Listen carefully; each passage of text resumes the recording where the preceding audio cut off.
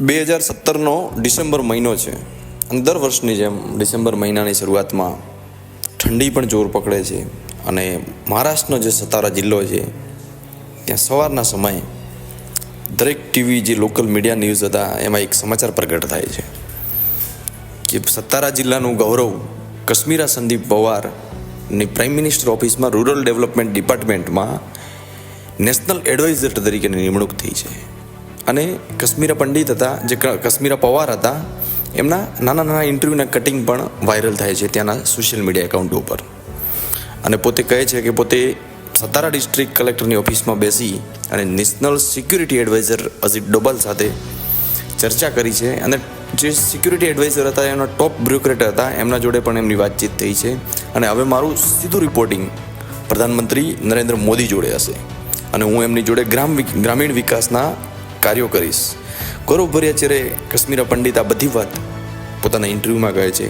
અને એ જોઈને જે ન્યૂઝ રિપોર્ટર હોય છે એના પણ આંખોમાં અહોભાવનો ભાવ જાગે છે અને વધુ પૂછે છે. ત્યારે કશ્મીરા પવાર છે એ આગળ કહે છે કે કેન્દ્ર સરકારના જે મેક ઇન ઇન્ડિયા પ્રોગ્રામ હતા એની એક હું કોમ્પિટિશન જીતી છું અને આ માટે મને રાષ્ટ્રપતિના હસ્તે એવોર્ડ પણ મળ્યો છે.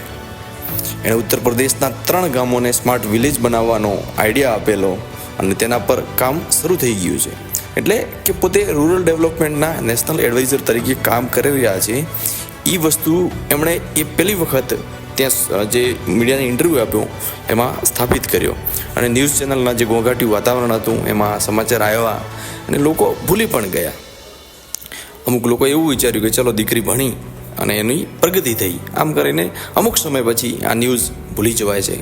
એવો જ એક કિસ્સો 2019ની વાત છે.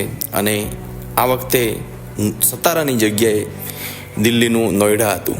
નોઈડાના એસએસપી વૈભવ કૃષ્ણ પોતાની ઓફિસમાં એસપી વિનીત જાયસ્વાલ સાથે જે ક્ષેત્રમાં વધી રહેલી ગુનાખોરી હોય અને જે પણ કેસો પેન્ડિંગ હોય એના બાબતેની ચર્ચા કરી અને મિટિંગ કરી રહ્યા હતા. તેવામાં એમની ચેમ્બરની બહાર અન્ય પોલીસ અધિકારીઓ પણ તેમને મળવા માટેની રાહ જોઈ રહ્યા હતા. કેટલાક ટોપ બ્યુરોક્રેટ્સ પણ હતા અને પત્રકારો પણ હતા. એવા એક સમયમાં એક મર્સિડીઝ કાર દાખલ થાય છે જેના પર લાલ કલરનું લાઇટ એટલે કે બીકન પણ લગાવેલું હોય છે. અને આગળની કો પેસેન્જરની સીટનો દરવાજો ખુલે, એક યુવાન હાથમાં લેપટોપ સ્લીવ લઈને બહાર ઉતરે છે અને એણે સ્ફૂર્તિથી પાછળનો દરવાજો ખોલ્યો. અંદરથી 32-33 વર્ષની એક યુવાન મહિલા બહાર આવે છે. સ્ત્રીએ જીન્સ પહેરેલું છે અને ઉપર આખી બાયનું ટી શર્ટ પહેરેલું છે. અને તે સ્ત્રી ફટાફટ જાણે કે કોઈ મોટી અધિકારી હોય એમ ફટાફટ પગથિયા ચડીને અંદર આવે છે અને બહાર ઊભેલા ઓર્ડરલીને સતાવાઈ અવાજે આમ પૂછે છે કે એસએસપી ક્યાં છે? એસએસપી અંદર છે. ઓર્ડરલીએ કહ્યું યસ મેમ, સાહેબ ચેમ્બરમાં મિટિંગ કરી રહ્યા છે. અને સાહેબ મિટિંગ કરી રહ્યા છે એનો મતલબ એ હતો કે તમે થોડીક વાર રૂકો. જે બહાર જે ગાર્ડ ઊભા હતા એમનું કહેવાનું તમે થોડીક વાર ઊભા રહો, સાહેબની મિટિંગ પતે ત્યારે તમારી મુલાકાત કરાઈ. પણ આ મહિલાએ પોતાની ઓળખ આપીને મળવાની પરવાનગી માગે એ પહેલાં જ આ ઓર્ડરલી આ ગાર્ડ કંઈક વિચારે એ પહેલાં જ આ સ્ત્રી જાતે જ દરવાજો ખોલીને ચેમ્બરમાં જતા રહે છે. એને જઈને સીધો જ સામે બેઠેલા એસએસપી સમક્ષ પોતાનો હાથ લંબાવ્યો અને hello Vaibhav, I am Zoya Khan, officer of Indian foreign service. આવી વાત પોતાની ઓળખ આપે છે ત્યારે સામે આઈપીએસ અધિકારી જે એસએસપી હતા કે જોયા ma'am please to meet you, please take a seat.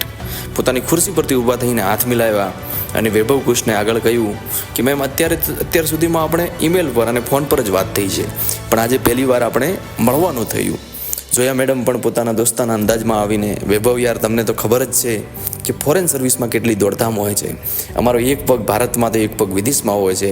અને પોતાની જોબ વિશે વધુ ફોડ પાડતા પોતે કહે છે કે હું ફોરેન મિનિસ્ટ્રીમાં સેક્રેટરી લેવલની ઓફિસર છું અને અત્યારે મારું પોસ્ટિંગ યુનાઇટેડ નેશન્સમાં છે.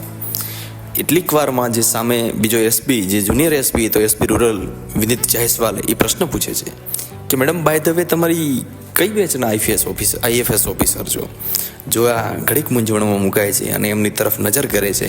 યુનિફોર્મ પર આઈપીએસનું બોર્ડ જોઈ, બેચ જોઈ અને ટૂંકમાં જવાબ આપ્યો 2007 બેચ. હવામાં તરી આવેલી અસ્વસ્થતા થઈ ગઈ અને એસએસપી વૈભવે પૂછ્યું મેડમ શું લેશું, ચા, કોફી કે ઠંડુ? મેડમ સામે જવાબ આપે છે વૈભવ નો ફોર્માલિટીઝ, પણ ચલો આપણે પહેલી વખત મળ્યા છીએ એટલે કોફી પી શકાય. આમ કરીને કોફી મંગાવે છે. થોડીક વાર વાત થાય છે અને જોયા મેડમ પોતાની જે એક ફરિયાદ હતી કે એમની ગાડી પર કોઈએ હુમલો કરી અને કાચ તોડેલા હતા એ ફરિયાદ એસએસપી વૈભવને કહે છે. એસએસપી વૈભવ પોતાનો દિલાસો આપતા કહે છે કે હું મારી રીતે આ કેસને જોઈ લઈશ, જે પોલીસે ના કાર્યવાહી કરી હોય તો હું નિર્દેશ આપી દઈશ અને કાર્યવાહી કરી દઈશ. આમ કરી અને જોયા મેડમ ત્યાંથી નીકળે છે અને ત્યાંથી જે જુનિયર એસપી હતો વિનીત જાયસવાલ એ એસએસપી સાહેબને એક પ્રશ્ન પૂછે છે કે સાહેબ, જો કંઈ ખોટું ના લાગે તો હું આપને એક વાત જણાવવા માગું છું. શું વાત એવી છે મેડમ કે આ મેડમ આપણને 30 થી 32 વર્ષના લાગે છે અને એમણે કીધું છે કે પોતે 2007 બેચના આઈએફએસ ઓફિસર છે. એટલે શું 18-19 વર્ષની ઉંમરે પોતે આઈએફએસ ઓફિસર બની ગયા હોય છે હશે? આવો મને ડાઉટ જાય છે. ત્યારે એસએસપી સાહેબ પણ કહે છે કે મને પણ ડાઉટ હતો. ચલો આપણે બંને આની તપાસ કરાવીએ. આમ કરી અને તપાસનો એક દોર ચાલુ થાય છે. એમાં એસએસપી પોતે વિગતવાર તપાસ જ્યારે હાથ ધરે છે ત્યારે જે આઈએફએસ અધિકારી મેડમ જોયા ખાન હતા, એ જોયા ખાનનો જે યુનાઇટેડ નેશન્સના નામે ખુલેલી ભળતી સળતી વેબસાઇટ પરથી મોકલેલો ઈમેલ જોયો અને જોયા મેડમને પોલીસે એસ્કોર્ટ જે કાર ઉપલબ્ધ કરાવી હતી એ પણ એ ભળતી સળતી વેબસાઇટ પરથી મેલ આવ્યો હતો. એના કારણે કાર એસ્કોર્ટ પણ મળી હતી. અને છુપી રીતે કરાયેલી તપાસમાં પોલીસને જોયા ખાન નકલી આઈએફએસ ઓફિસર હોવાના નક્કર પુરાવા મળી આવ્યા અને અટકાયતમાં જોયાએ ગુનાની કબૂલાત કરી. પછી 4 એપ્રિલ 2019ના રોજ જોયા ખાન અને એના પતિ હર્ષ પ્રતાપસિંહની ધરપકડ કરી. બંને પાસેથી યુનાઇટેડ નેશન્સ સિક્યુરિટી કાઉન્સિલનું diplomatic identity card, walkie talkie wireless set, 2 laptop, 4 mobile અને નકલી ડ્રાઇવિંગ લાયસન્સ, યુનાઇટેડ નેશન્સના લોગોવાળી મર્સિડીઝ કાર અને બ્લુ લાઇટ ફિટ કરેલી એક મહિન્દ્રા એસયુવી સહિત ઘણી બધી વસ્તુઓ સરકારે એસપી પોલીસે જપ્ત કરી.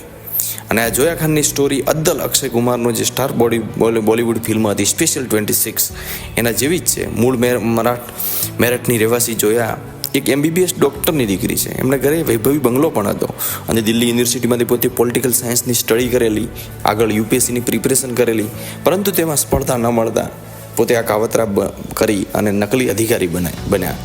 અને દિલ્હીમાં જેમની એક મુલાકાત સ્ટેટ બેંક ઓફ ઇન્ડિયાના પ્રોબેશનરી ઓફિસરની નોકરી છોડીને સિવિલ સર્વિસની તૈયારી કરેલા હર્ષ પ્રતાપસિંહ સાથે થયેલી અને બંનેના પ્રેમ થયો અને લગ્ન થયા. અને આ બંને 2013માં રજિસ્ટર્ડ મેરેજ કરી લીધા. 5-6 વર્ષ સુધી યુપીએસસીની તૈયારી કરી અને પરંતુ સફળતા ન મળતા એમની બંનેની અધૂરી ઈચ્છાઓને પૂરી કરવા માટે 2017માં એક તોફાની ટર્ન લીધો અને જોયાએ નકલી આઈએફએસના અધિકારી બનવાનું નક્કી કર્યું. એણે ઇન્ટરનેટ પરથી યુનાઇટેડ નેશન્સ સિક્યુરિટી કાઉન્સિલની ઢગલો માહિતી એકઠી કરી. એ પછી એણે GoDaddy નામની વેબસાઇટ પરથી security chief United Nations security council .org નામનું ડોમાઇન ખરીદ્યું.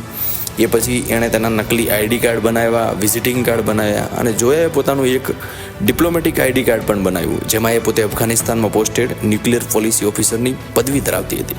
એટલું જ નહીં, એ કાર્ડ અમેરિકાથી ઇસ્યુ થયેલું હતું. એકવાર પોલીસ એસ્કોર્ટવાળી કારમાં ફર્યા પછી જોયાને તેનો ચસ્કો લાગી ગયો. હવે આઈએફએસ ઓફિસર તરીકે ઉત્તર પ્રદેશના મેરઠ, ગાઝિયાબાદ, ગુડગાંવ, અલીગઢ, મથુરા, મુરાદાબાદ વગેરે જિલ્લાઓમાં ફરતી અને દરેક ઠેકાણે પોલીસ પ્રોટેક્શન પણ માંગતી. અને જોયાએ પોતાના ફોનમાં વોઇસ કન્વર્ટર એપ ડાઉનલોડ કરી રાખેલી, જેમાંથી એ ક્યારેક પુરુષ તો ક્યારેક સ્ત્રીના અવાજમાં પોલીસ અધિકારીઓને જોયા ખાનના PA તરીકે ફોન કરતી. પછી એ ફોન પર આવતી અને ધાણીફૂટ અંગ્રેજીમાં અધિકારીઓની લેફ્ટ લાઇટ રહેતી. અને પોતે આમ એક નકલી આઈએફએસ અધિકારી બની અને એનો પતિ હર્ષ કમાન્ડો બનીને કાર ચલાવતો. એ પોતાની પાસે લાઇટર, પિસ્તોલ અને વોકીટોકી રાખતો. જ્યારે જોયા કોઈ અધિકારીને મળવા જાય ત્યારે હર્ષ તેનું લેપટોપ અને ડાયરી લઈને સાથે ફરતો અને મેડમ કહેતો. પોતાની છેતરપિંડી છતી ન થાય એટલા માટે બંને ત્રીજા કોઈને ડ્રાઈવર તરીકે પણ નહોતા રાખતા. ઇવન બંને ગ્રેટર નોઈડામાં જ્યાં રહેતા તે સોસાયટીમાં પણ જોયા આઈએફએસ ઓફિસર તરીકે જ પોતાની ઓળખ આપી હતી.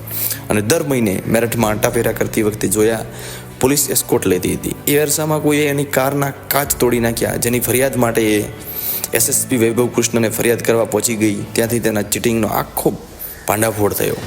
અને જોયા અને તેના પતિ હર્ષની સામે છેતરપિંડી, પોલીસ મશીનરીનો દુરુપયોગ, રાષ્ટ્રીય ચિહ્નોનો દુરુપયોગ વગેરે જેવા અઢળક ગુનાઓ નોંધવામાં આવ્યા અને એની ત્યાં ડિટેલ તપાસ ચાલુ કરવામાં આવી.